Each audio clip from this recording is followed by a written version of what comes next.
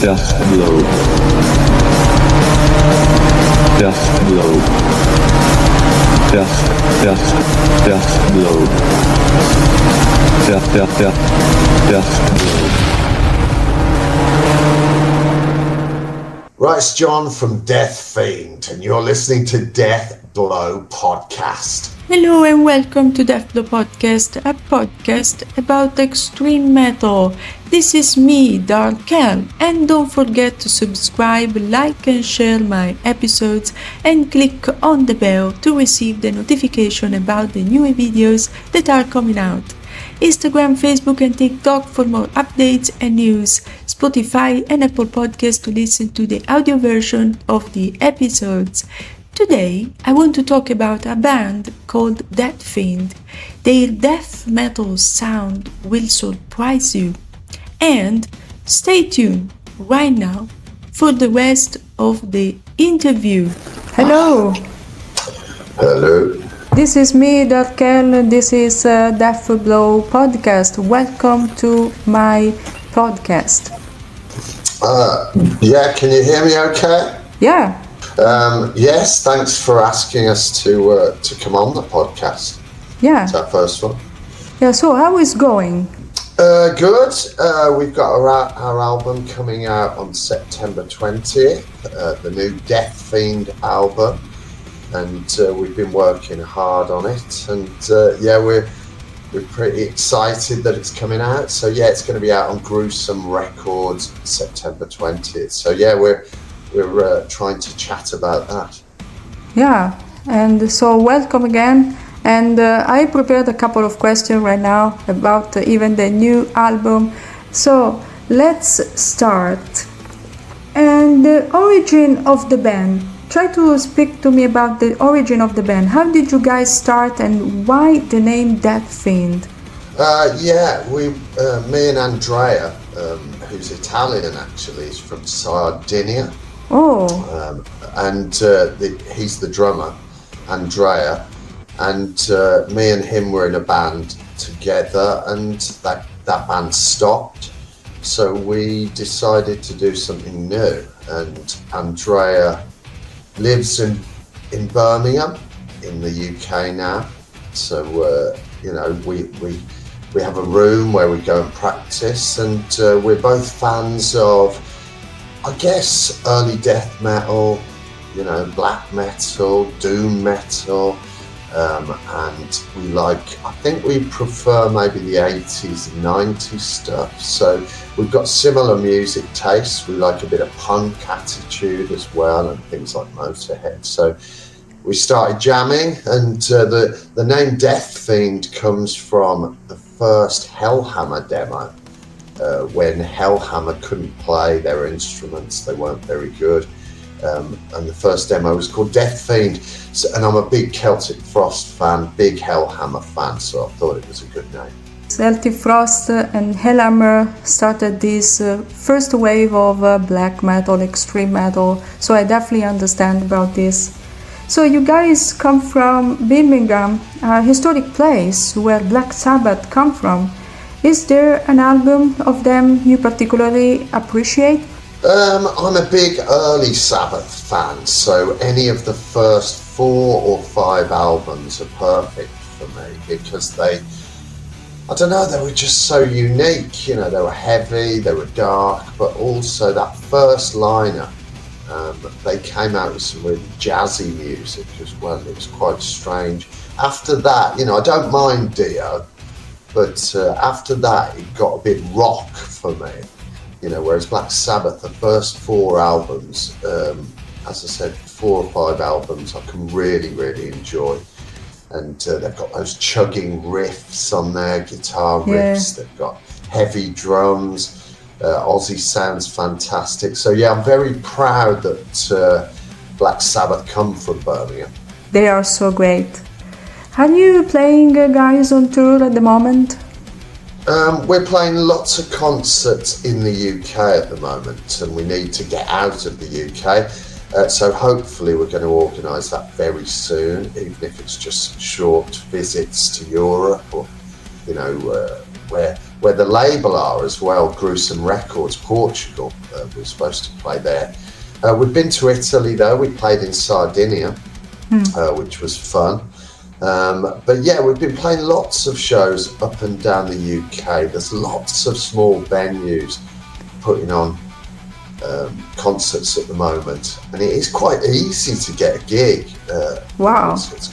There's quite a lot of concerts happening, you know, because the underground scene is all that people have got. You know, there's expensive concerts in big halls, but people try and keep the underground alive by having small concerts, you know, in local venues and pubs and clubs. And Birmingham and the UK is quite good for underground music. You know, there is quite a lot of bands, and it's fun to live there. You know. This new album, now let's talk about this new album, is entitled Dark Rising. What can you tell me about this release? Well, it's the second album. Our first one was called Beyond Life, and also came out on Gruesome Records. We like things like early death metal, early doom metal. We like things that are quite rough sounding and raw, rather than, you know, technical and tight and overproduced. We like it to sound dirty and a bit of rock and roll in there as well. The second album, Dark Rising, is similar. It's got lots of different styles of track on there, you know, some fast, some slow, some groovy, some atmospheric, yeah, it's Dark Rising. The title actually came from just a feeling about the world. You know, at the moment that darkness is rising, you know, it just feels like the earth and the world is more chaotic, you know, every year, you know.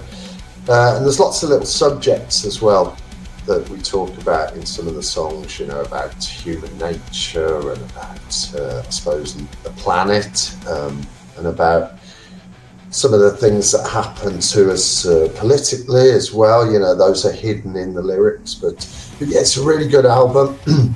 It's most of our albums are quite short. They're about 40 minutes, 35, 40 minutes, because we just think that it suits, you know, to have something that just, you know, is quite lots of different songs, but at the same time, you know, quite a short experience. And also, people aren't listening to really long albums at the moment.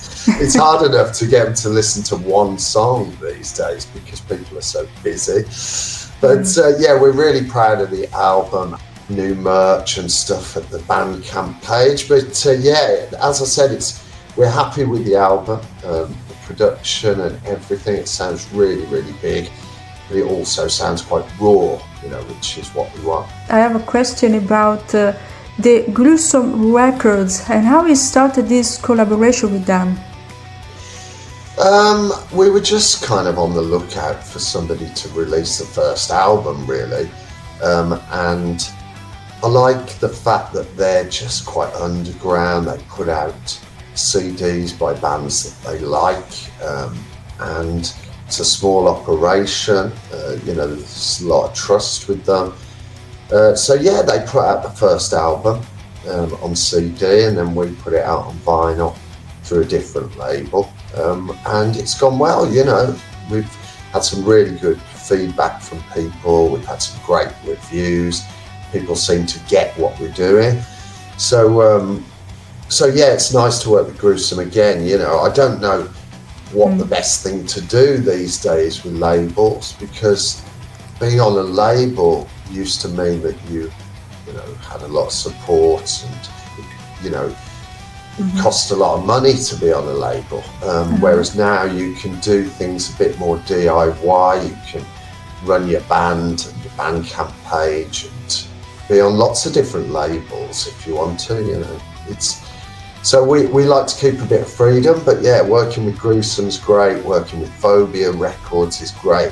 And as I said, we're selling our own merch and stuff from Bandcamp and places like that, you know, where people can just buy it, and we don't have to charge too much money. So yeah, it's good. Another question is about the UK scene that is full of bands, like you were telling me before, bands of many different genres then. Do you guys feel privileged in a way to live in a country that has many good bands like Venom and Napalm Death? Yeah, we've definitely had a fair share of really, really pivotal bands coming out of the UK. As you say, Black Sabbath for a start. Yeah. But also, things like Judas Priest, they started near to me as well. And also the UK's thrown up lots and lots of great metal over the years. Cradle of Filth and, just all sorts of bands. Napalm Death, as you say, Bolt Thrower, Carcass, loads of... and I grew up with those people. I was very lucky because I was only about 14, 15 years old. And I used to be in a band called Doom, a crust kind of punk band called Doom. And I was lucky enough to grow up with Napalm Death as friends. Bill Steer from Carcass, and Mick Harris from Napalm Death was the first drummer in Doom, so I know him. And good friends with Carl from Bolt Thrower. We used to do gigs with them years ago. So I've got a bit of a background in the underground metal scene and the punk scene and the thrash scene and whatever. And I also friends with those bands, and they all became popular as well. We all started from nothing, and nearly every band that I was around at that time managed to become quite big. It was quite weird. So what are your best influences and source of inspiration? Definitely older stuff. I struggle with a lot of new metal because it's very technical, it's very math rock, it's really kind of precise and all this kind of stuff. Whereas I grew up listening to things that were really rough and hardcore and early death metal and things like that. So I really like bands that are kind of rough. Yeah, so anything from Dark Throne and Beherit, Bathory, I love Doom stuff as well. I grew up listening to Candlemass and Paradise Lost and Unholy, and then black metal as well. It was so important, everything from the early black metal of Bathory and Venom, but then things like Emperor as well, and just the whole feel of black metal, doom metal and death metal is something we just want to kind of put together and do it in our way, Also with some spacey sounds as well. I really like psychedelic rock, so within Deathfiend there's also some atmospheric sections and psychedelic sections as well, just to separate us from other bands, because there's a lot of bands out there doing death metal and there's a lot of bands out there doing black metal, but hopefully Deathfiend does something different. You mentioned Bathory, one of my favorite band, of course. I'm a huge fan of Bathory. Even Venom, the early albums, or even other bands you mentioned. Candlemass, I even had an episode. I talked with Messiah 12 years ago. Oh, yeah. Yeah, I talked with Messiah Marcolin. It's been a huge pleasure, a very nice man, and it has been awesome. Unfortunately, I didn't have the chance to speak with him. I really hope one day to be able to talk to him again. Who knows? Yeah. But yes, as I said, I really loved the 80s and the 90s in terms of music. There was so much coming out around that time. As I said, you got death metal, black metal, and doom metal all together. Yeah. Releasing stuff. So that is my era. And I also loved thrash when I was growing up. I went to see Metallica and Slayer when I was young. So I definitely started with punk, Napalm Death, Metallica, and then went on to, more underground stuff, Battery and things like that, and then black metal, and doom metal, and that's what most of my record collection is, I guess. But I'm always looking out for new music as well. There are new things that I do like, but definitely not as much. Yeah. Yeah. Unfortunately, no one is like the good old black metal, death metal style. So I definitely understand you about this, man. You lived the era of tape trading. You said that. Have you ever been in contact with some famous musician, and if it has started a good friendship with all of them or one of them? Yeah, tape trading was just something we did. I wasn't a massive tape trader, but I did, not. Some people used to do it constantly, but I used to tape trade with Napalm Death. Mickey used to send me rehearsal tapes of new bands that were coming out, or he'd send you, rough demos, things like that. And I also used to write to people in Europe as well, from Agathocles and, grindcore bands as well. And who's the death metal band as well from Austria? I used to write to them as well. Pungent Stench. And everyone was sending tapes to each other, and it felt such a kind of, underground world, fanzines. There was fanzines as well, which was another good thing. But yeah, we live in a different world now where you can just find things. There's music everywhere. Yeah, too much music.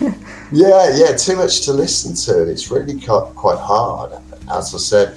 But you still find things that you like, and as I said, with Deathfiend, we're just trying to make music that inspires us, takes us back to maybe our youth a little bit.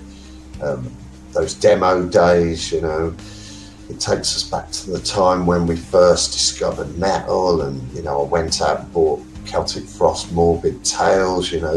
That's what the band. That's what the band kind of feels like to us, is going back to a time when everything was exciting, and it's been exciting to make the music. We really enjoy it.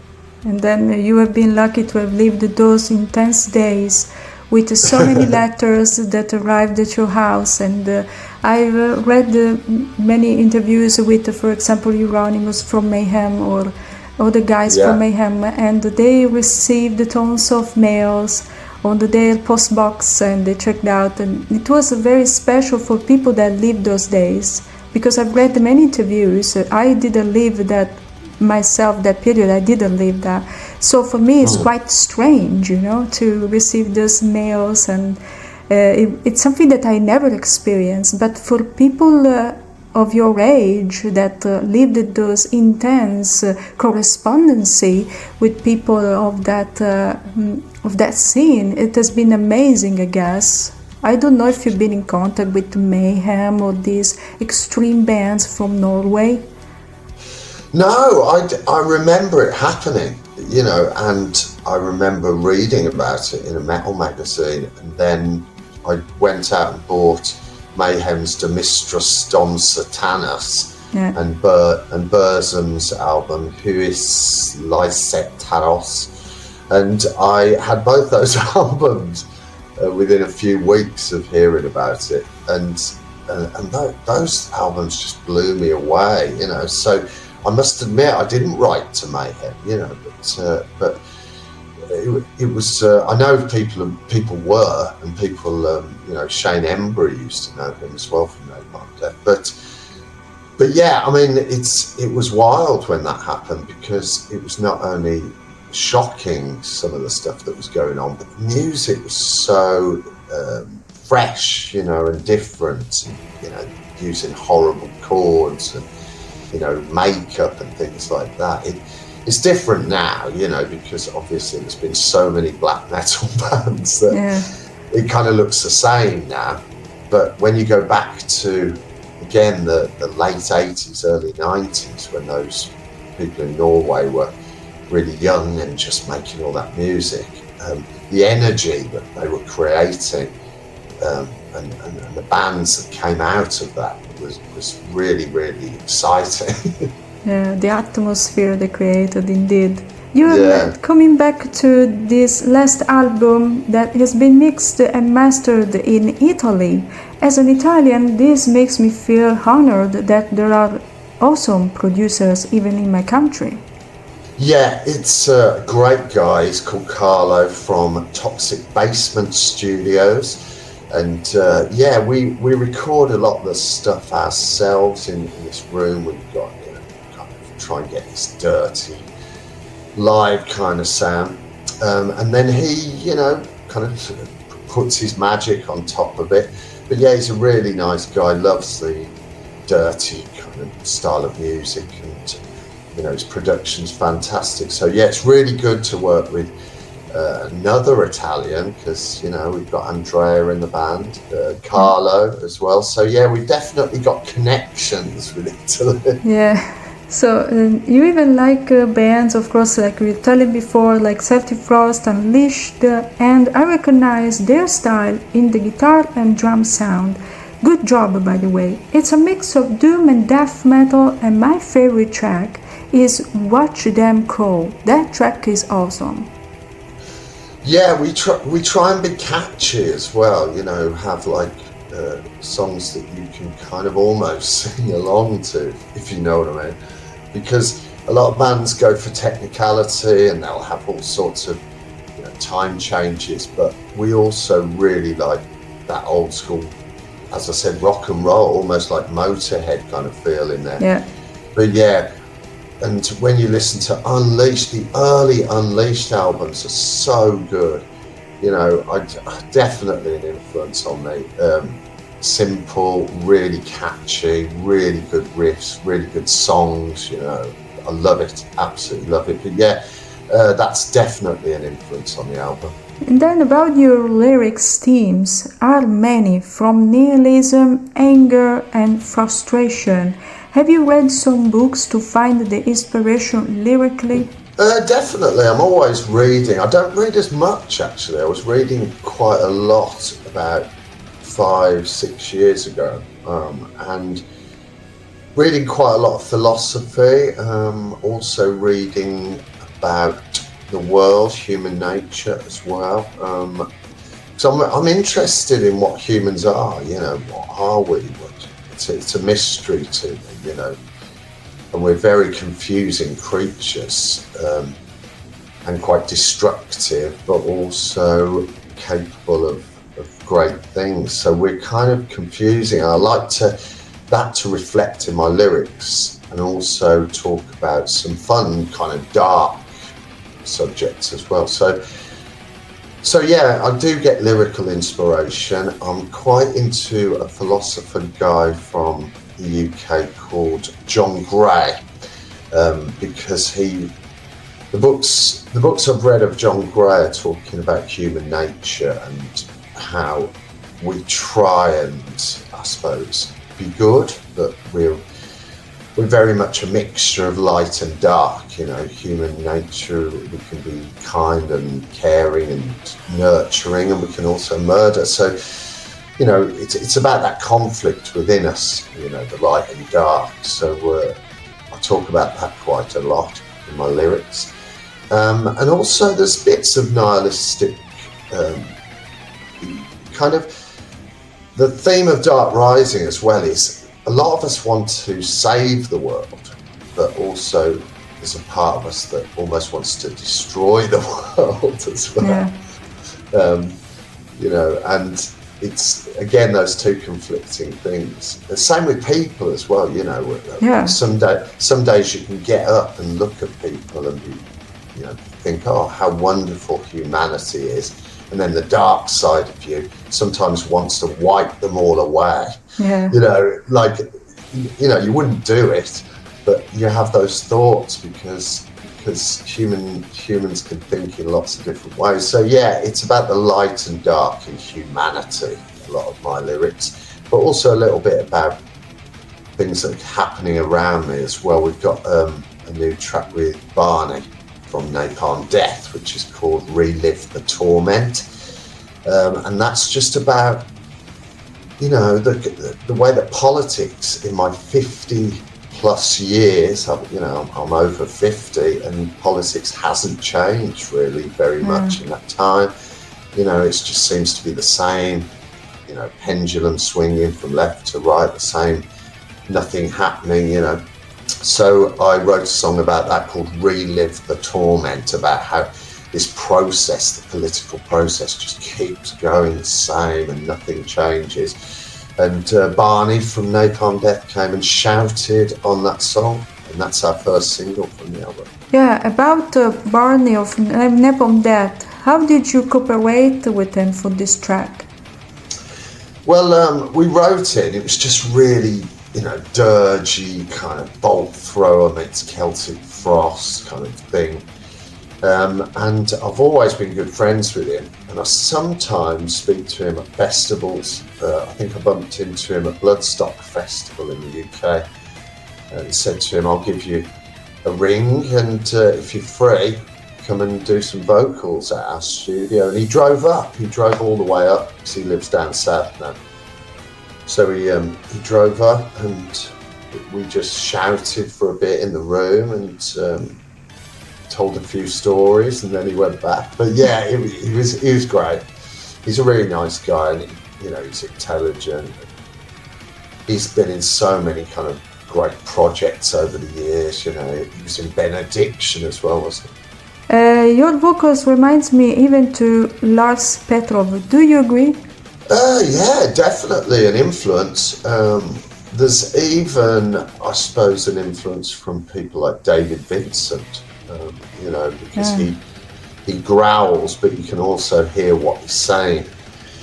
You know, you can hear him pronounce the words, which I quite like doing, where you can almost understand what I'm saying. But yeah, definitely an influence from Entombed, Celtic Frost, of course. I love a good death grunt, you know, and you know, his style.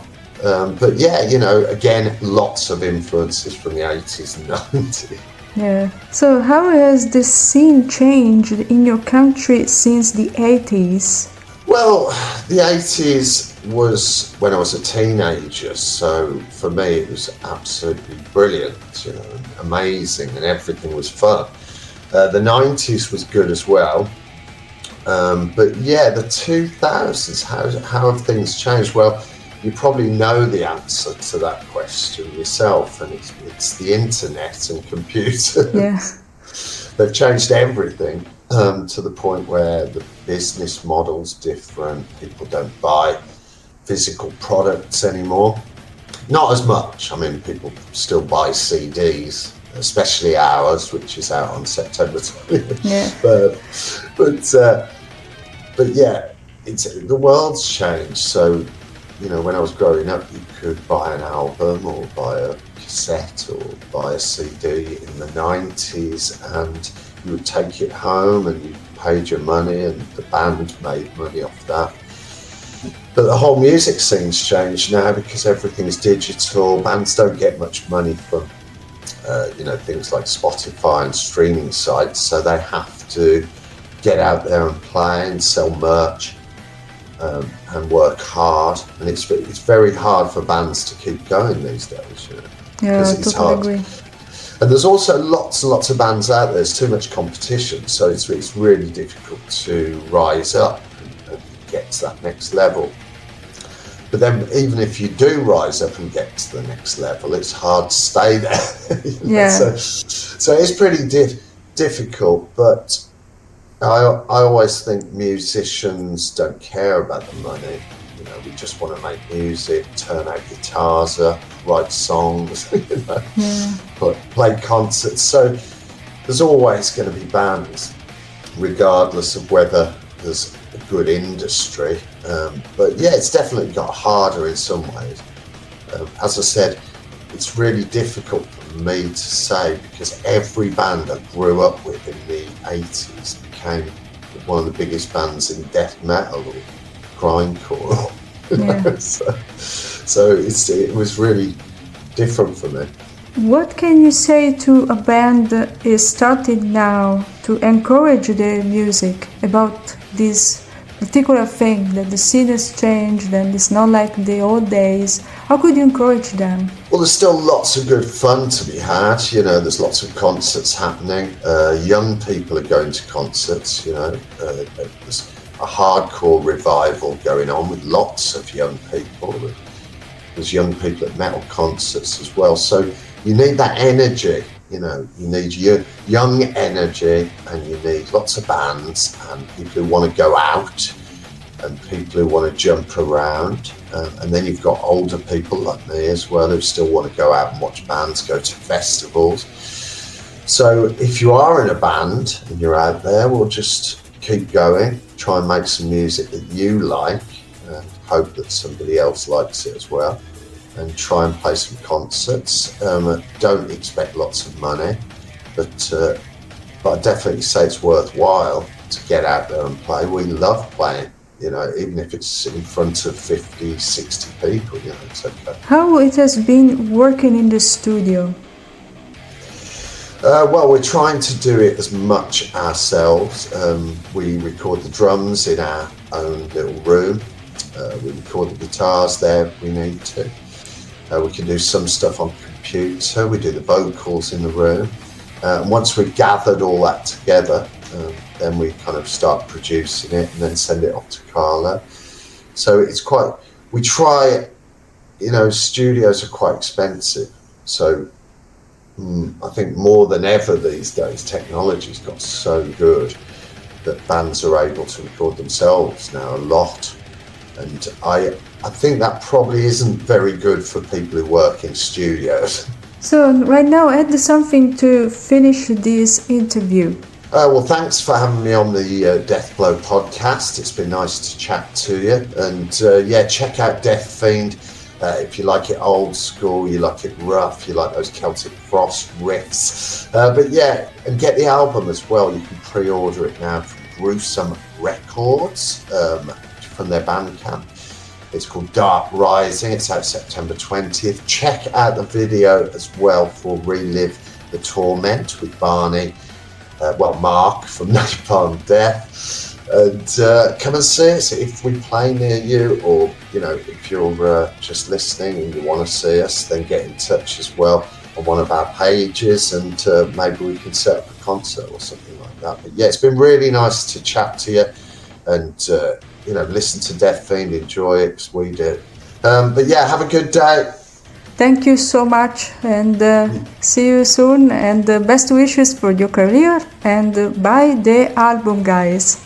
Thank you so much. Cheers, thank you. Thank you, bye, bye. Bye, bye. And that's all for this episode of Deathblow Podcast. Subscribe, like and share my episodes on social media, and I have Instagram, Facebook and TikTok for more updates. A website that you can find in the description. See you soon, guys!